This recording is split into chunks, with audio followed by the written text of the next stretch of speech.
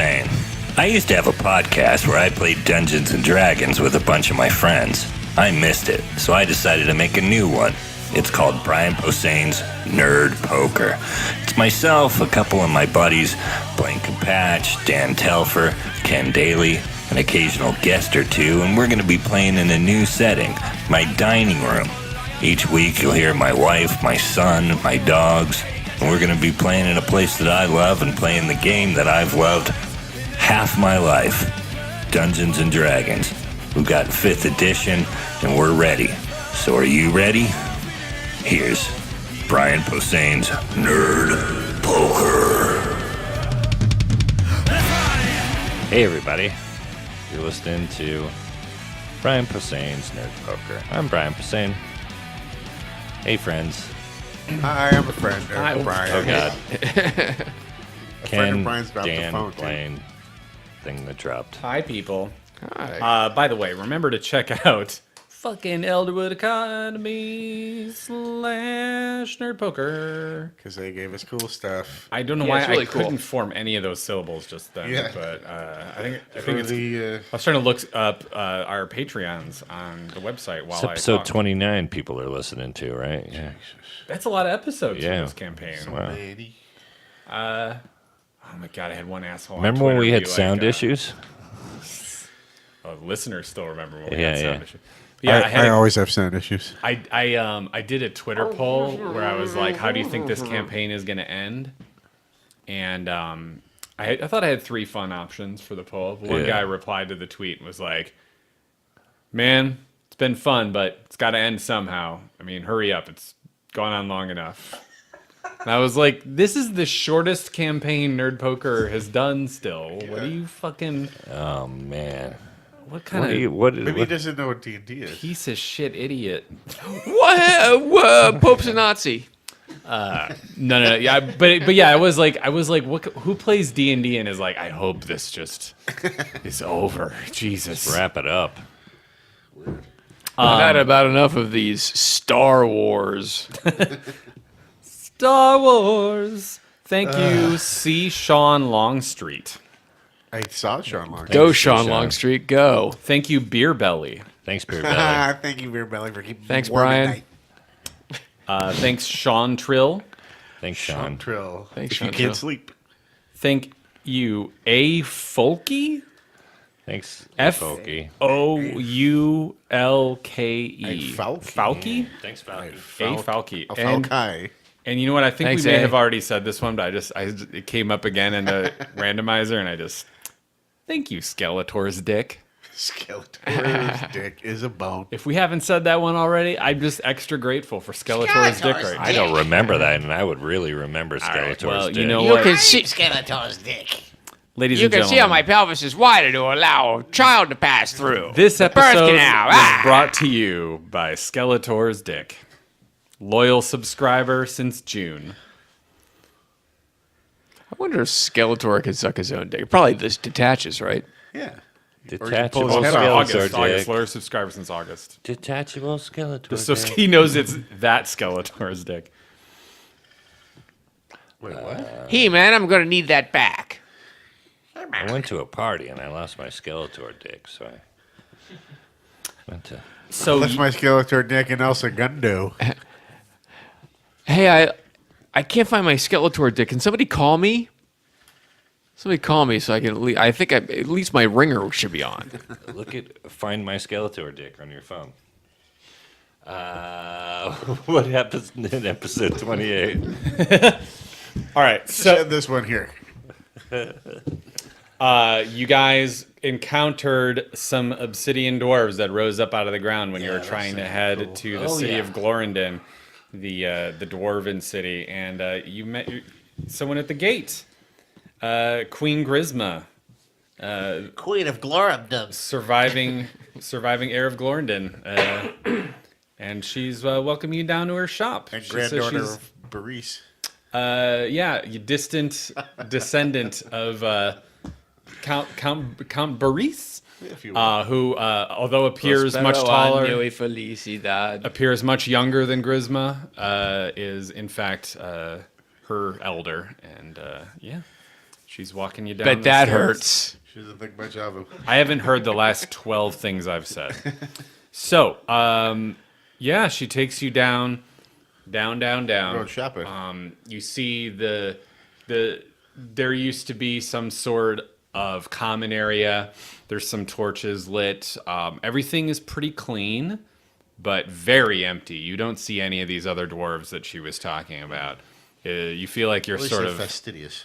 It's kind of like Last Man on Earth, the pilot episode where Will Forte is just walking around a mansion by himself. Like you just feel like you're kind of in this abandoned city that the queen sort of has the run of the place. Yeah, Where are the dwarves? I mean, 6 people or whatever.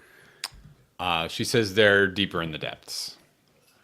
okay. Cool. They don't really come out much. They're all in their 300s. So Oh, wow. they're all quite old. They think they run the place, 300s. though, she says. She laughs. They're all men. Huh. And she thinks little of their stupid manly ways. Oh, so everybody's done Cracks this a few feminist jokes. Nice. Mocks. She says they've formed a sort of council. She's refused to produce any more offspring as she thinks it is futile, and she would like to end her line. So they all proposed marriage in an effort to continue the dwarf population, and she refused, and they are what's left. And she sort of masterminded the idea they form a sort of Glorindan council to keep themselves busy and imagine they have some sort of power, so they will stop trying to marry her.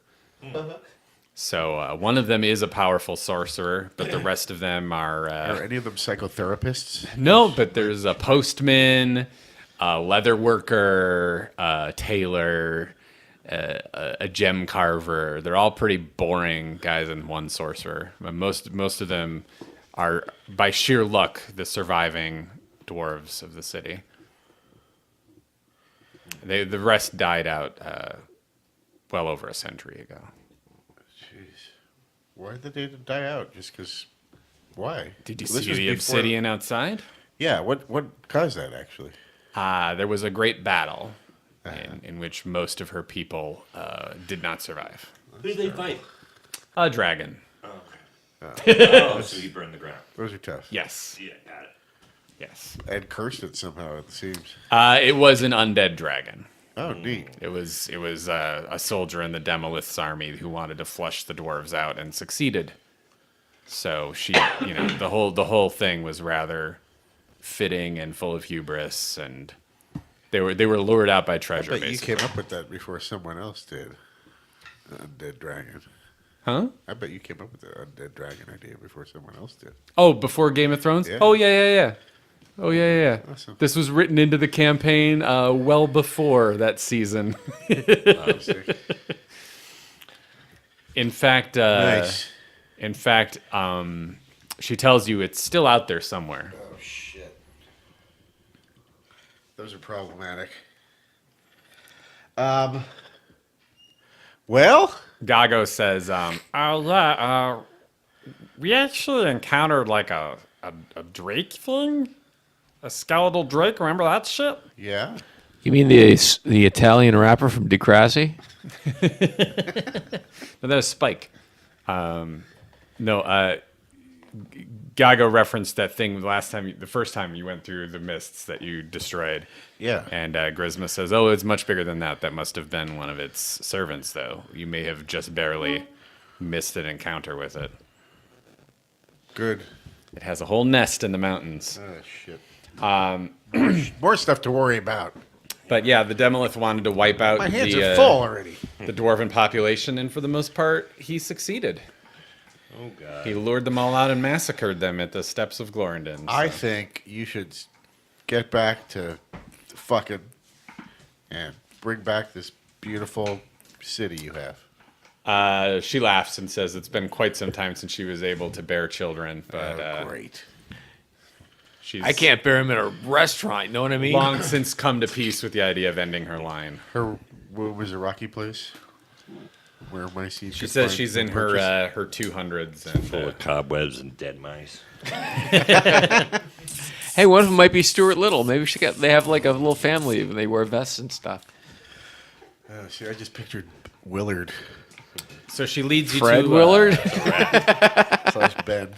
I know, same thing. Yeah. She leads you to a hall that you can tell used to be for music. There's a lot of chairs. There's sort of an acoustically complementary theater. And you see that the theater pit is full of glittering items. Full of treasure. And once you and all the elves kind of stop in your tracks and make that very noise,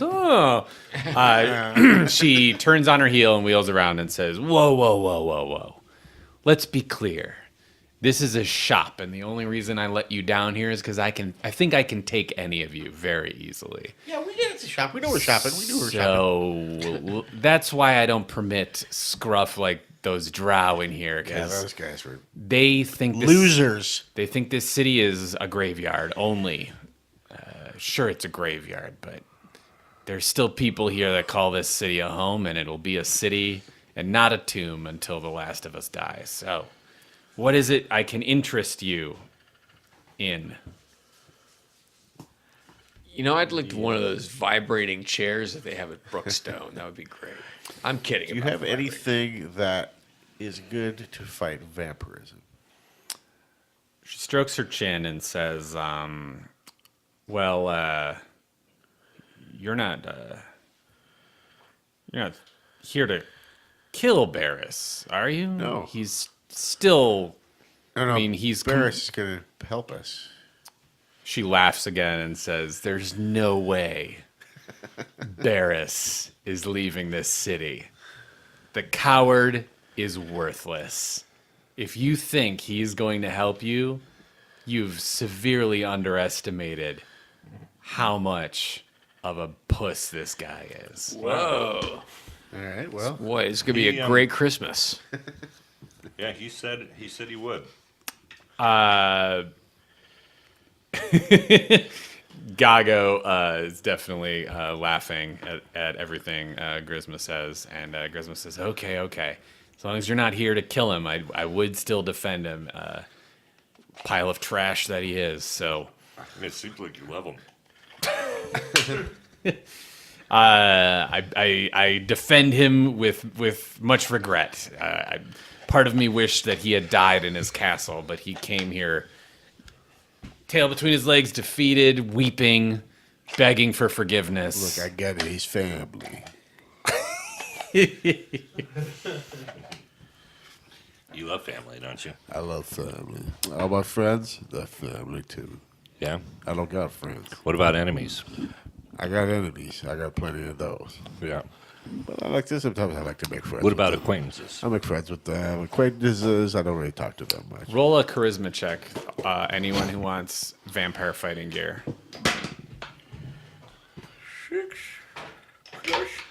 6 in the morning. Charisma is high. What is it with the bonus? 12. What'd you roll? What'd you roll with your bonus? I got 12. What'd you roll, Bodhi? Your charisma's got no bonus. Yeah, I don't have shit. 6.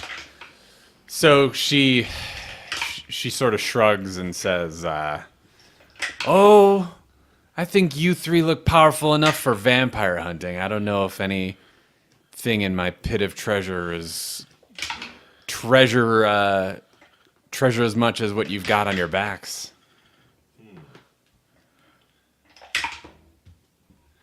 What about now? She laughs and waits for you to ask for something else.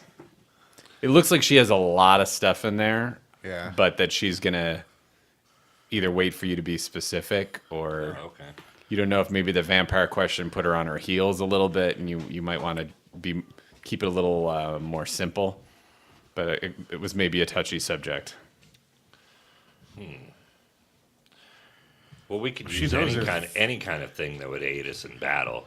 Sure. Not even specifically vampires, but anything you could. She asks Spare to see them. your weapons, and right away looks at yours, Bodhi, and says, "I can't compete with this. This looks it's like some sort of holy weapon." Yeah, it is the Herald of Kelmar. Or someone pointed out I forget if it was Patreon or Facebook. Someone said every time they hear Herald of Kelmar, they think it's the Herald of Kumar. Think of that. No, me neither. when I named the dumb thing. I'm gonna take it to White Castle.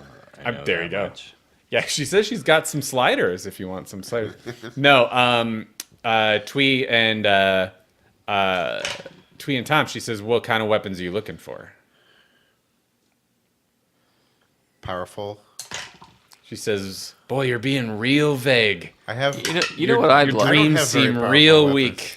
You know what I'd like? I'd like some magic arrows or a magic bow that helps me shoot people from a distance and kill them before they can would get be close great. enough to hurt. Roll I have one of a those. You wanna- charisma check, please. I would like that too.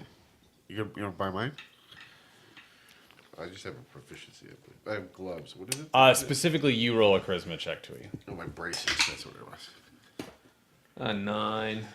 With what bonus? With my bonus. That's with your bonus? Yeah. She says, "Oh well, I can sell you a magic bow, sure." And she shows you a longbow. It's a +1 longbow, so Plus 1 long. really nice. How much? She says, "Oh, that'll be 100 gold, please." We have 100 gold lying around. Why don't you take a look? Hopefully, you've been keeping track. I wouldn't have introduced you to a shop if I hadn't known that you'd picked up things like gold bars and gems. I And do you've have- definitely got stuff to barter with. I do have some gems. I don't know if I have a lot of gold on me. I can loan you some if you need. Did you keep track of what kind of gem, or shall I just call I had it I had 4 gems that were that I had located during a treasure sweep. Okay. Any gold? I probably do, but I don't. I usually would never carry more than 10 on me. She sees you take the 4 gems out, and she can tell by the look on your face that you kind of don't know what you got there. And she says, "Oh, I'll trade you for one of those gems. Sure, that's worth about 100 gold." Or a bunch of rubes. What are they? What, these Yeah, gems? we're getting ripped off. Yeah.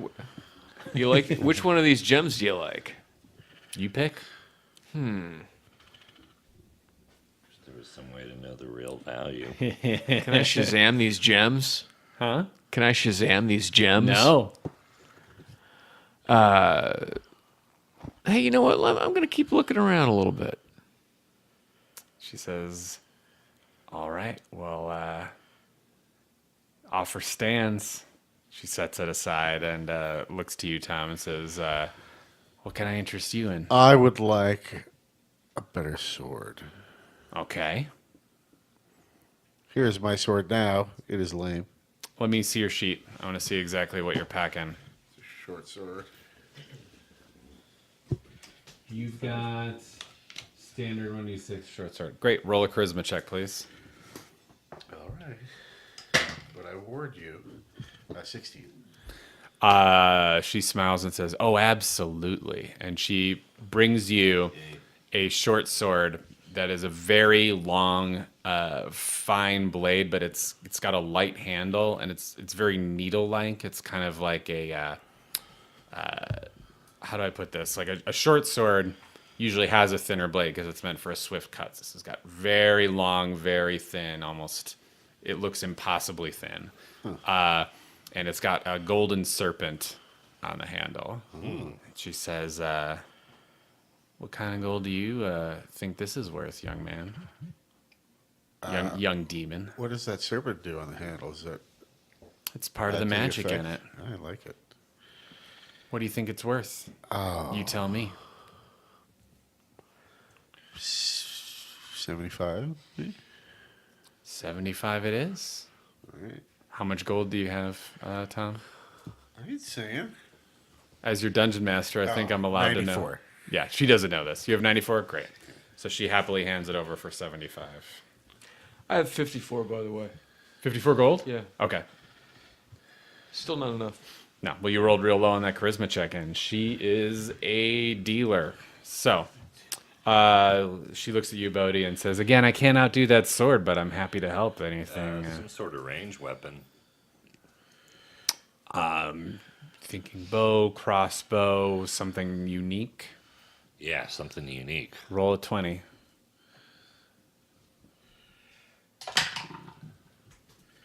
Damn it. Nope. She offers you a set of bolos where you can whip them over your head and throw them. She says, I'd be happy to sell you 10 of these for, they're real big. I mean, you could probably take down a pretty large thing. I'll sell you 10 of these for 50 gold. I've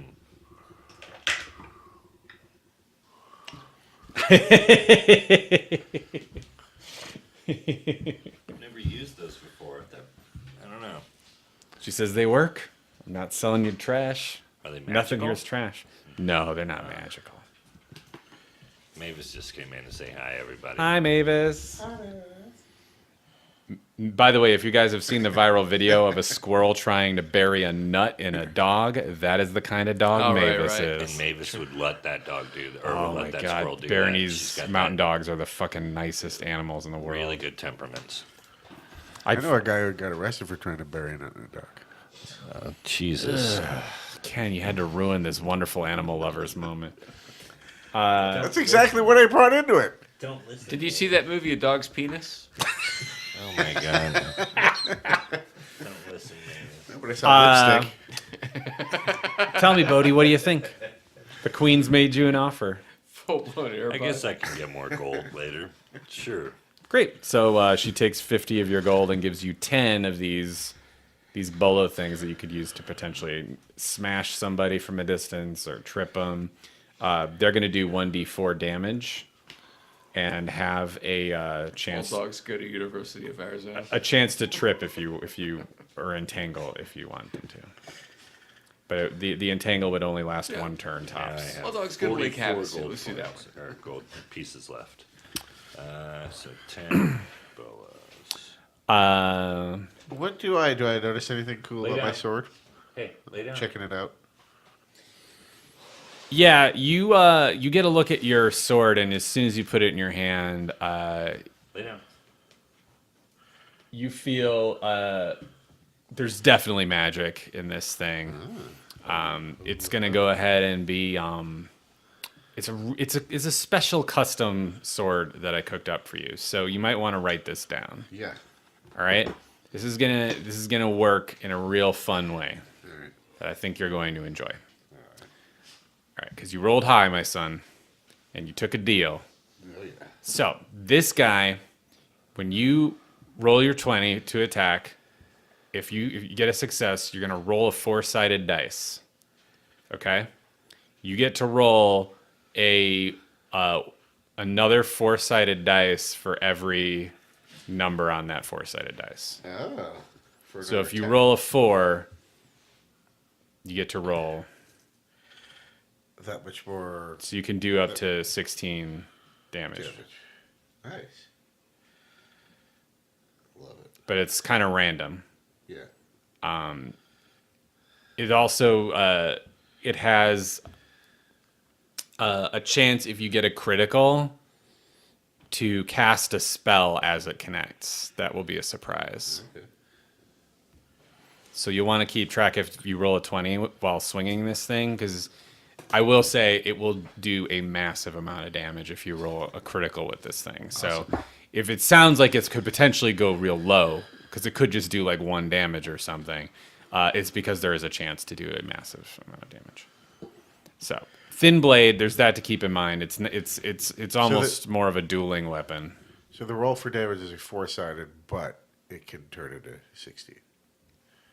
Basically. You on any given swing, it could do anything from 1d4 to 4d4 damage, with a critical chance of a spell being cast out of it.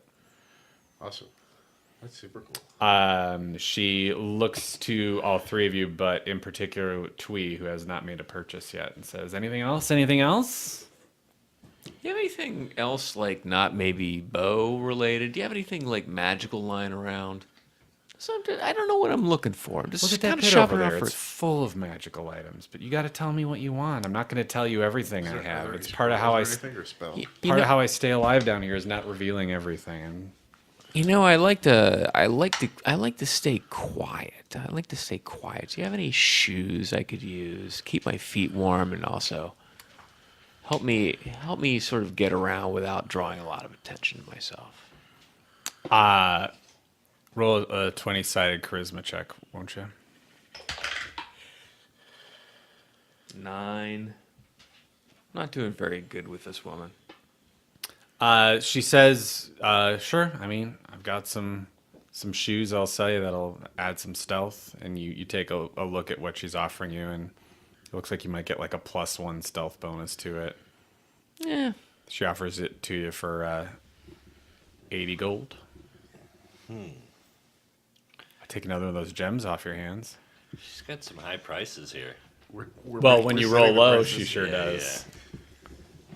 Yeah, you know, She makes the better you roll, the higher the quality, and the lower the price. But Twee's kind of rolling middle ground, so he's going to get some offers for magical stuff, but he's not going to get the. Yeah, I'm not really feeling. She's not really impressed with the question.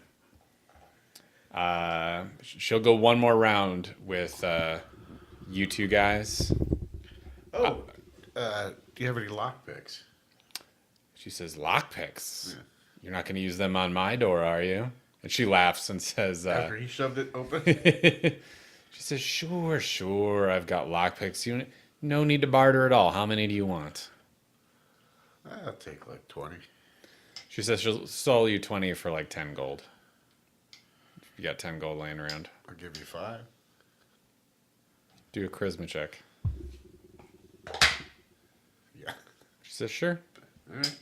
So you just got a big fucking pile of lockpicks. Yay. Bodhi, anything? Are you sure you don't have any other thing I could maybe fire at somebody? Oh, damn it. She says, why don't you get a little more specific this time, buddy? Okay. Before you roll that dice. Something that I could... Got a long list of stuff. But I want to know what you want. I want to get something that suits you. I think a crossbow might be awesome. Oh.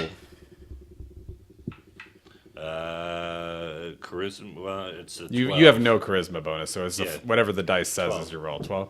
So she brings you out a crossbow and says, it's got a real good chance to hit this one. Give it to you for 50 gold.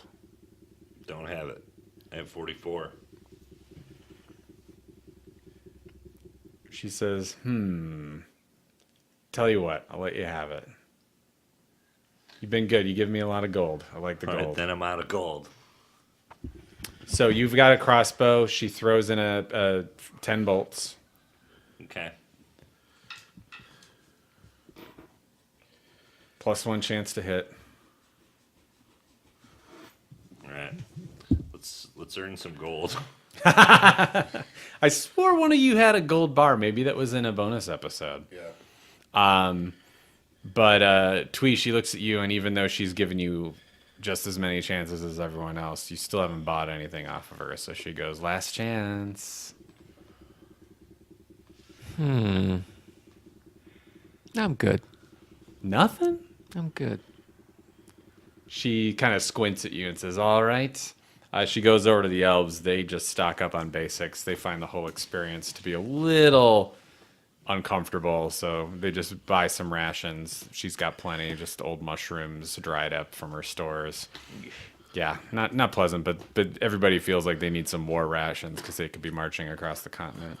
And she says, all right, shall I take you to see the coward, or do you have... Did we have enough rations for ourselves? Oh, you've got plenty, yeah. Okay. You're really well stocked. You've stocked up with the wood elves, and I'm saying that they're not even spending like a ton of gold on it. You guys are set unless you lose your supplies at this point. You've got at least a couple weeks worth of stuff in your stores. Okay. You were in a healthy part of the woods, so there's a lot of food there. But yeah, she says, "Shall I take you to the coward, or do you have any other business in Glorindan?" You have any magnifying glasses? She says, "Are you serious?" Yeah. What do you mean magnifying glasses? You Like mean a glass of magnification for long seeing or for close up for close seeing. tiny things? Yeah. She said she kind of closed up shop. I thought we had 2 rows to go. Oh, no, that was your.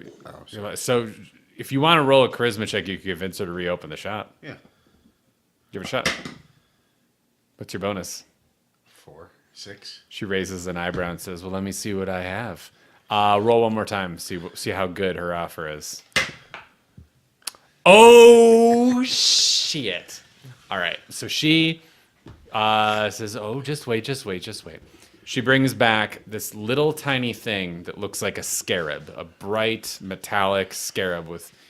It's got like a silver metallicness to it, but also like a hues of blue. And she hands it to you. You open it by kind of sliding the wings apart, and it looks like a magnifying glass. But she says that'll tell you if something's got magic properties, as well as give you a closer look if you like. Love it. That'll be 100 gold. I don't have 100 gold. I'd be willing to make a trade. All right. What do you like? Oh, treasure. Something I can sell. Well, Excuse me. I've got a short sword I'm not using. It's just a chair, guys. Does it have any magical properties? No, it's just a good old short sword. Cool. Roll a charisma check, and I'll tell you right now it's going to be a difficulty 10, so right down the middle. Boom. She says, sold. You smell like a dog, Davis. You rolled high originally. She brought you a real good item. She wanted to make the sale. So we will consider that All right. Love it. a critical success. And so yeah, that's the scarab of far seeing. So you can see something's aura. You're not sure how the colors of the auras are gonna line up magic wise, but you feel like you can play a decoding game over time if you want to test it out. So anytime you want to test it out, just say the word and I'll tell you what color aura things have. Okay. And yeah. What color aura does she have? Huh? Do you take it out and look? Yeah. She herself does not have an aura. Got it. Whoa. But her armor has a pale green aura. Oh, all right. And as does her warhammer that she has strapped to her back right now. So she says, "Yeah, do you want to go see the coward? Do you have any other business in Yes, Glorin?" let's go see the coward. So she His name is Barris, and he's a friend of mine. she says, "Oh, Barris, if you must. Barris, if you must." So she walks you out of the library orchestra grin and pit Barris? area. Nothing. And you go down a long, narrow hall into what looks like a wine cellar. It's Down a long narrow. very dark, and it's pitch black. And you see there's like some whiskey casks. There's one torch near the bottom of the stairs, but then the cellar kind of expands out into the darkness. And she says, "I'm kind of listening to him talk. He's been doing a lot of crying lately, so I'm just going to head up the stairs. I assume if he's your friend, you're not afraid of him, so I'm just going to leave you to it. You just, you let Grizma know if you need anything from her, and I'll see you when you're done." She heads up the stairs, and you see... Thank you, Grizma. You've been a wonderful host.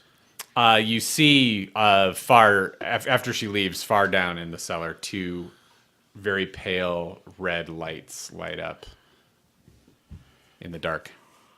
Those are eyes. They're eyes. Over eyes? Yeah, and you guys do think not it's... her eyes. No, not her. Barry. In the His dark. eyes. And Theirs. you guys realize, you've got dark seeing, but we are not really able to see through this darkness.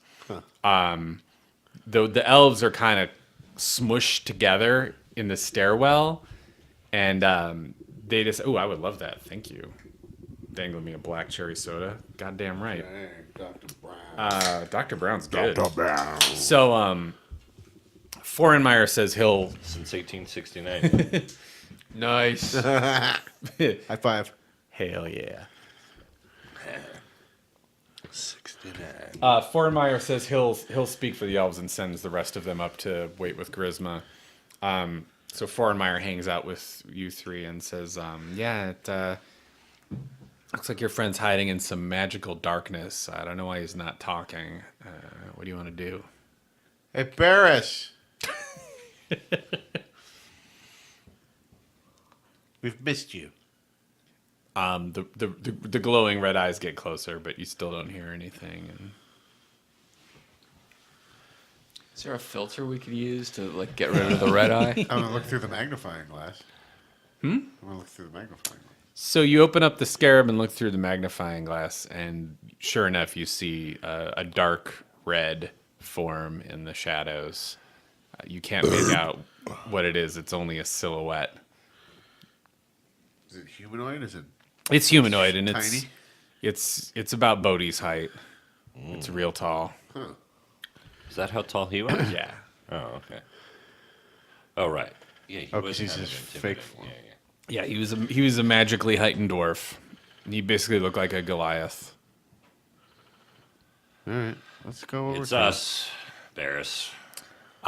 He inches a little closer, Don't be shy. and he says, "What do you want with me?" Have you forgotten us? You No. sent us on a mission. Did you succeed? Kinda so Yeah. I far. see you have an elf with you. Yes.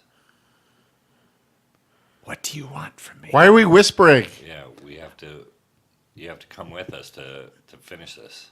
He backs into the shadows as if afraid. What happened to you? He doesn't answer. You're not acting like you used to. Did your Last time you saw him, he was in gleaming armor. yeah? Yeah, he's lost some confidence. What happened? Did your what are they, brothers, cousins?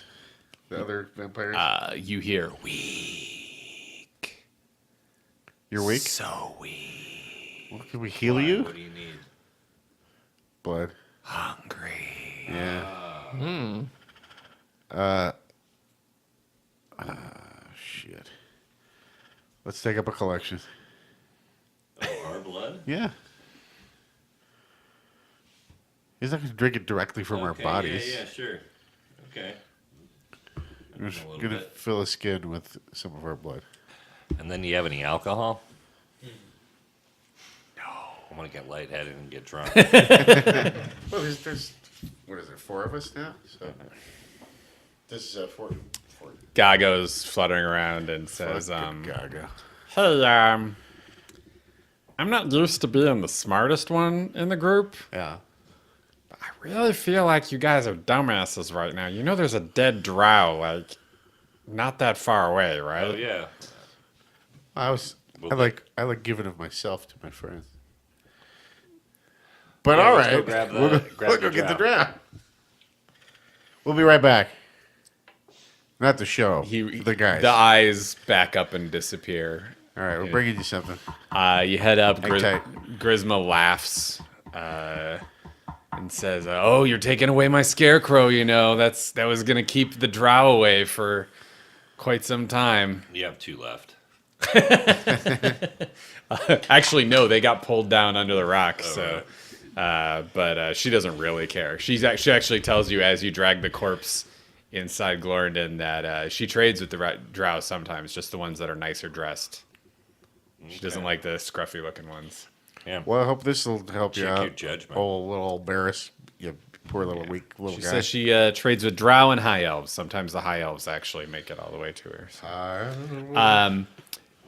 You drag this corpse down into the cellar, and what do you just toss it in the? Slide it over to him. You see a tall hooded figure approach the edge of the darkness.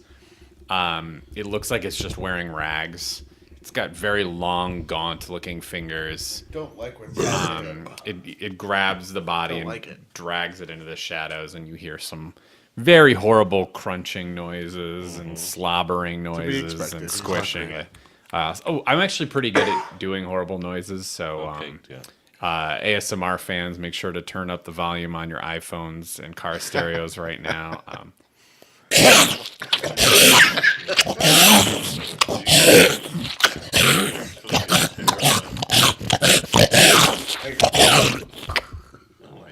So, Jesus. I thought I sounded bad. On the After- outside. after a solid 2 minutes of that, you hear a and And then we just hear the Guy Fieri music play. the hood lifts up and you see two fiery red eyes where there were very dim ones. Thank you, guys. I feel much better now.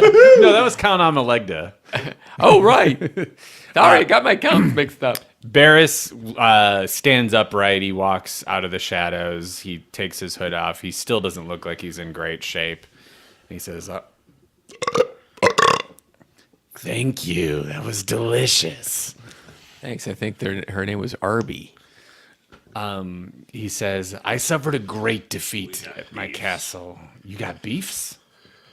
Arby's. Oh, bulb, bulb, bulb. I just had a real nice roast drow there. Thank you. You want me to come with you? Is that what's happening? Yes. I was willing to come with you before, but you should know my army is gone. I only have hidden helpers now. They're The fuck happened? no better than Yeah, messengers. but you're powerful, so come with us. I'd be happy to try, but you'll have only me. Perhaps one of my assistants if we can find them. I don't know if we'll be so lucky, but... he tells you Could you raise them? Count Zellor, Count Diandel, and Count Fenzen all met at his castle. It took them mere moments to figure out something was askew and that they were being lied to because of their blood, and they immediately laid waste to the castle. His soldiers were unprepared for the 3 versus 1 scenario, and Did they have fun storming the castle? they sure did, and it is now smote upon the mountain. There's not really much left, and so yeah, he says he'll join you, but you're really only adding 1 soldier to your ranks. You got some good intel, though. We could use it. He says, "Very well. I'll see if my great-great-granddaughter might loan me some nicer clothes. I'm wearing what you might call potato sacks at the moment." You say this potato sack? She's got some nice stuff in the store downstairs. Yeah, he tells you when he showed up, he was basically just wearing scraps of broken armor, and he was near death, and so she took real good care of you. she basically threw him in the cellar. And told him he was welcome to stay as long as he wanted, as long as he never bothered Dwarves her. are sociopaths. Is your She daughter? not Is she? nice. You got a real lawful good vibe from her. And if she clashed with you, perhaps it was you were a little on the chaotic side, not because she's evil. And Count Barris has got a real lawful evil vibe, so you can see why maybe he doesn't get along with his relative very well.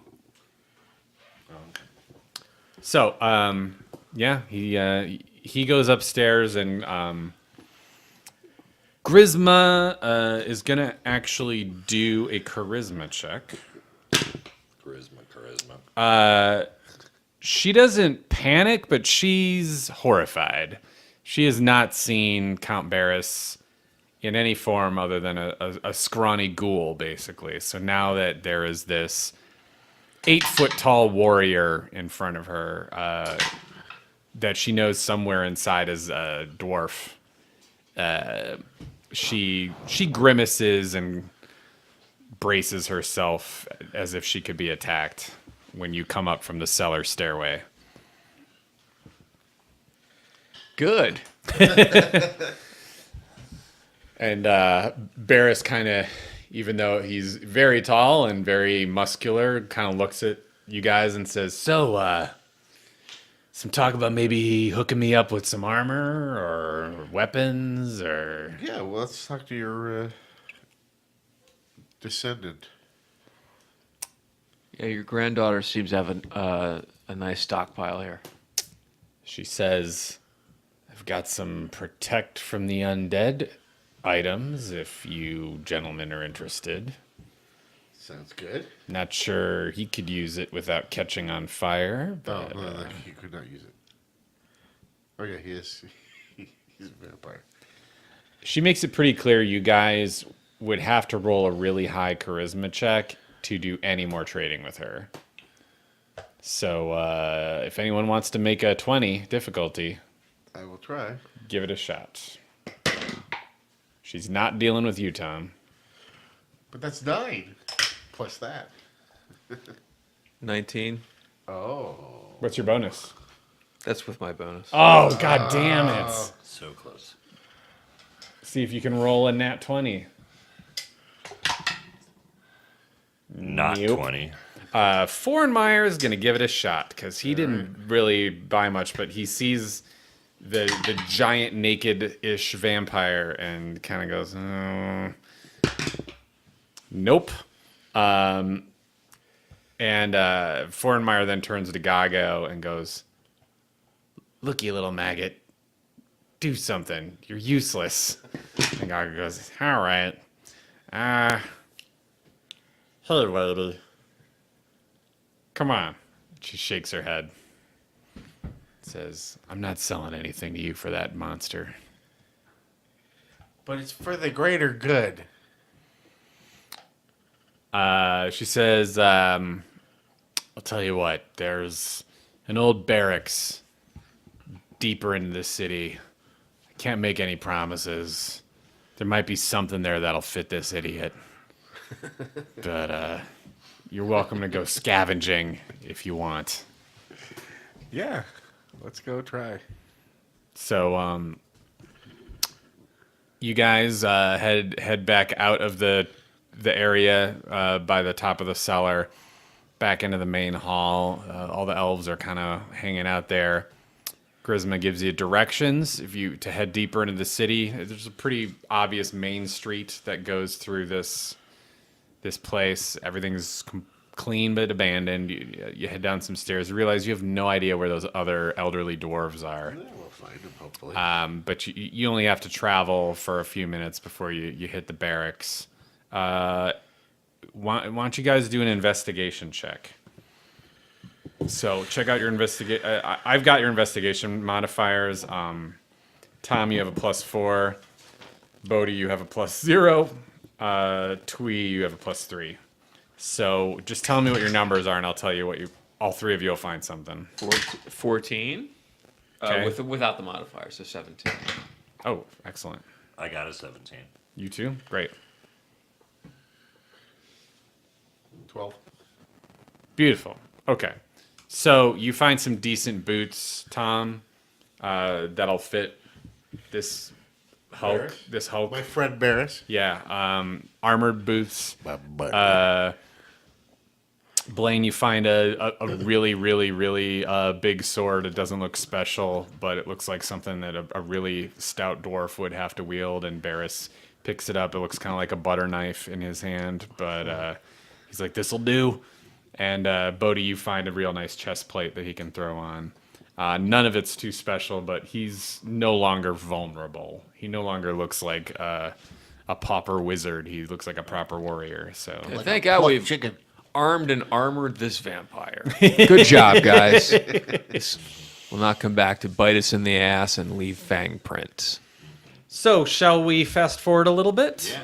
So, you guys want to go see, before you assault the Demolith, or maybe, I don't know if you want to do any more recruiting, but you definitely want to try and meet up with Lekis in the Lunar Elf Forest, right? You got the message that he had made peace with them, Yes.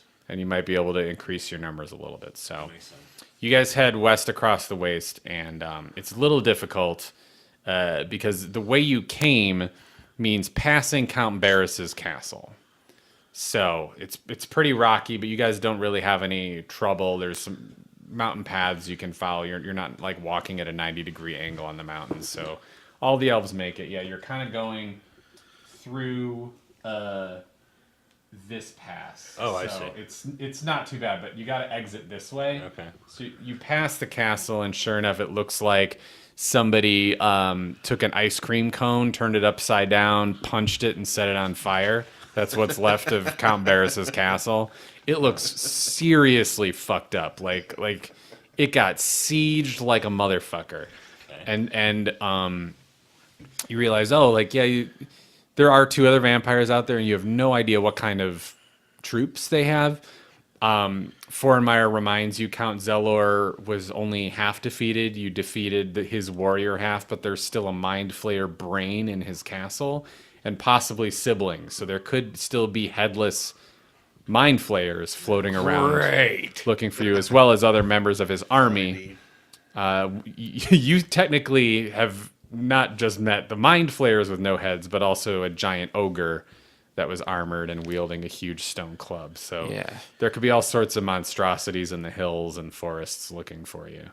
And he brings this up because the castle looks like some very large creatures were crushing it. There's no way that only humanoids could knock a castle down the way this was. It was a pretty big castle. Count Barris used to be the fanciest of the vampires, the most dandy. And that very, very tall tower that you once found all that astronomy equipment in is 20 stories disappeared, just smushed. So, that was a fairly recent loss for him, right? oh yeah, Count Barris is averting his eyes. He's trying not to look at it, and he's keeping his eyes on the road and no comment. Forenmeyer's telling you all of this, and he's not responding. They really fucked up your place, huh? Count Barris looks at you. Brian laughed, not Bodie. Yeah, wordlessly, Tom. And says, Back off, Warchild. Says Seriously. nothing, just kind of stares a little hard, sees if you'll break eye contact first. Seriously. Warchild. But because you're saying it in Vin Diesel's voice, he kind of... I'm just stating what I saw.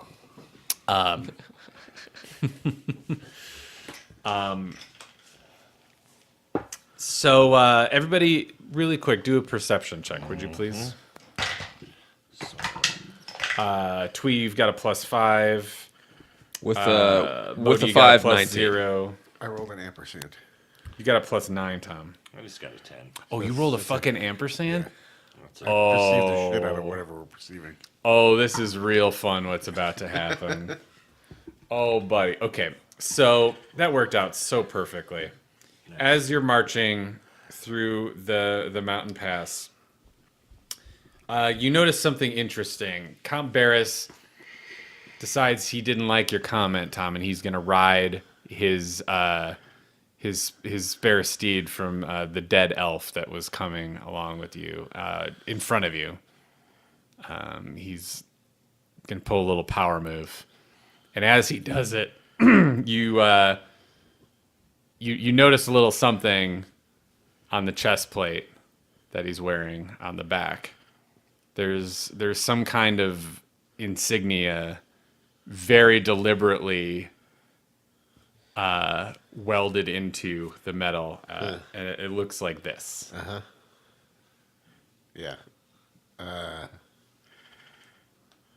Well, it's not his. He got it from the barracks of the city that he was born in. Guys. I might have to go back and find out where that armor came from. Why? Would you please make sure you say this in Tom's voice? I think this is very important. It's kind of important to me. Is it buddies? Well, no. But it's the mark of the assassin. Who had the mark of the assassin? They killed her. Oh. It's on his armor. And That's who killed Nettie? Yeah. Or Letty? Or Nettie. Letty. Nettie. Oh, that person that was important to you. Yes.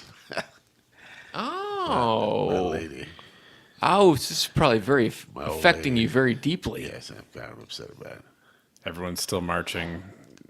Count Barris isn't overhearing this yet. Okay. So, And just to kind of bring this because I feel like Tom would know this. Yeah. This armor, when you found it, all three of you looked like it was a part of originally the army that guarded the city. The dwarf city. Mm-hmm. You think this might be some sort of sigil for the city of Glorindan. So the answers to the question of who did this to your friend are in the city. Or What a clue! Or whoever the soldiers were that were guarding the city. Or the one specific guy in the armor. whoever ran the city. Whoever the royal family of the city was. But is it? She weighs less. It's not than a mark. It's duck. an actual sigil put on the armor. When you saw the mark, you knew it was from the assassin to be a sort of message. Right. But on the armor, it's like a deliberate part of the armor. It looks like an official, house sigil. And this is from the dwarf city? Mm-hmm.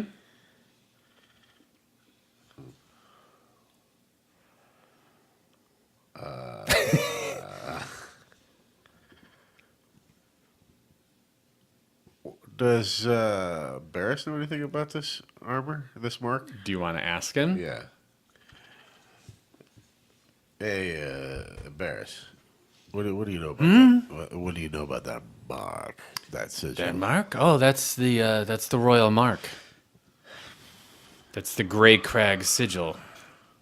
My family is Greycragg.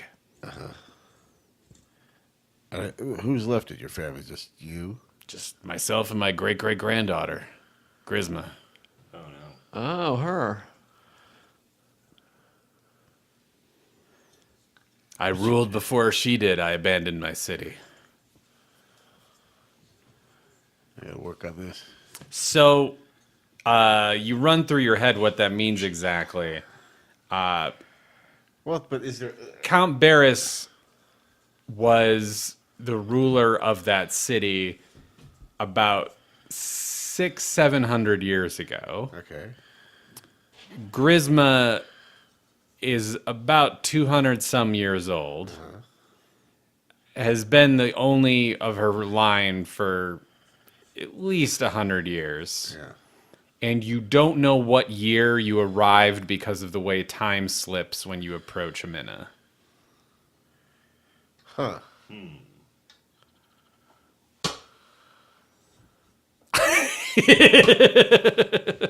Well, I do know it's one of those two, though. Yeah.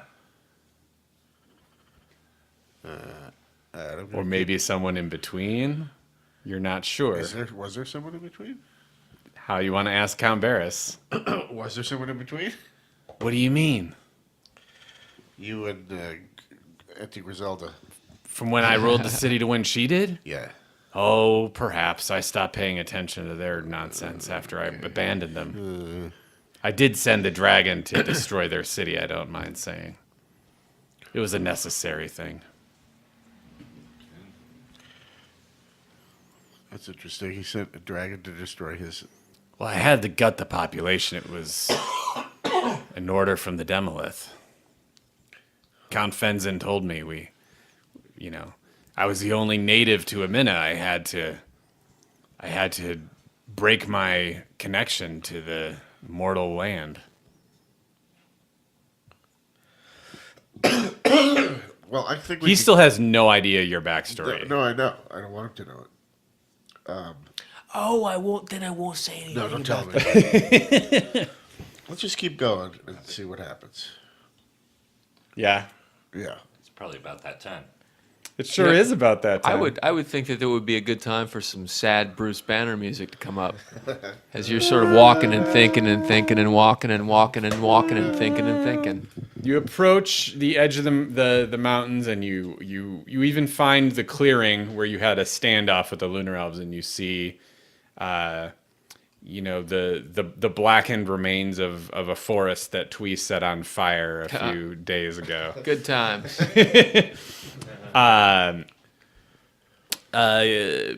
As you approach the woods, you notice not very shy at all. There's a bunch of fairies that look a lot like Gago fluttering around. Are they wearing boots? No. Are they dancing with a dwarf? No. Just okay. Thought maybe Brian would jump in on that one. Oh, was that a reference? Yeah, it's a reference from a little band called Sha-Na-Na. Oh. Well, for fuck's sake, I apologize to all you Sha-Na-Na fans. No, I'm thinking it's from Black Sabbath. The fairies are all giggling. Fairies do wear boots. They're all high-fiving. Gago goes and says hi to a few of them. He's like, that's my clan, yo. Oh, yeah. Ooh. Great. That's all we need. He said, don't worry, they're cool. I mean, they're not... Are they cool like you? Yeah. All right. They're not going to, like, help us or nothing, but they're not going to attack you. I mean, they'd love to attack people, so, I mean, we're cool. I guess that's good. And yeah, we'll end this adventure with you traveling deeper into the wood in search of the lunar elves. Episode 30 next. Oh, episode 30 will be a real whamdango. Yep. We're going to watch the odometer turn over. Thanks for listening. Thank you. Check out brianposehn.com and where can people look up what you're up to, Dan? Keep an eye on my social media feed. I probably have announced it at this point already, but yeah. Thanks, guys. Bye. Thanks for listening to another episode of Nerd Poker. You can follow us at patreon.com/nerdpoker, and you get bonus episodes from there. And you can also send us anything at P.O. Box 16069, Encino, California 91416. Thanks for listening.